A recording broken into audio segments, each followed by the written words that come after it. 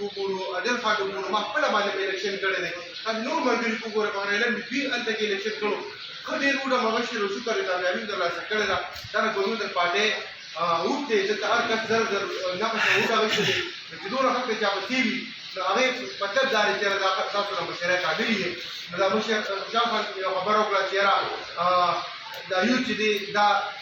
چې نه وي نو پارټي هغه شان کمزوري زه داسې وایم چې یاره دا اوږدې دا څیزونه یا غټه ده یا وړه ده یا په ویډیوسپورسل کې یا په یونیورسل کې دا پنځه واړه ګوتې دي یو غټه یو وړه یا څه خو دا ټول د کار دي دا ټول چې کوم دي د موږ کار اخلو نو موږ به کوشش کوو په تنظیم باندې ډېر زیات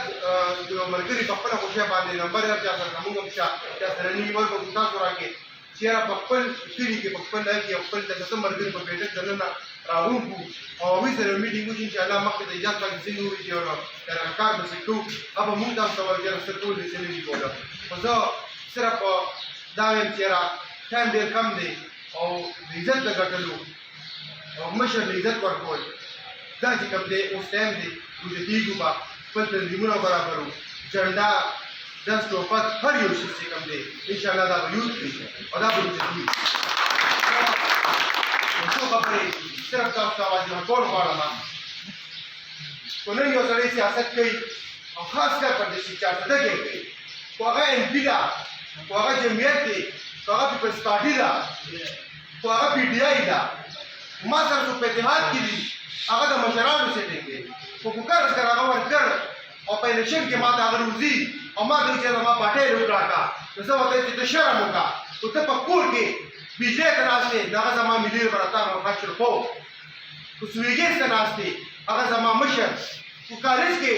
خو په سکول کې سبق وی هغه زما مشر داده کړي نو ته په کومه خونه ما ته وایي چې ما دې وټاکه انشاءالله دا ملګرو په سوشل میډیا باندې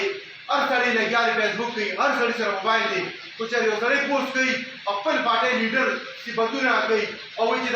دا ملک موږ شړشم کړی دی نو تاسو دې قسم ووایي چې نن نه دا شي ځان باندې کېږي چې هغه سړي له به جواب ورکړې خو ده په یاد پوسټ وکړو ته به دې پوسټ کې راځې دې په ځان نه مه پوهېږئ او د خپل مشر خپل شي ورته ورته کوي چې وروره ما دا کار کړی آینده لپاره مجال شته په دې تعالی مخې ته راشي په سوشل میډیا باندې کوو په فون باندې کوو که په هر ځای باندې کوو عادل خان خبره وکړه چې یاره په جنډا ټوپۍ دا پکار ده موږ سره کمی شته دی چې جنډا په ګاډي باندې په موټرسایکل باندې ما ته جنډۍ ما چې کوم دي ټوپۍ لګولي زما ښایست د پارټۍ دا دی باقي زموږ مشران د پښتنو دپاره قربانۍ ورکړي دي سیاست یې کړی دی هغوی لپاره به انشاءالله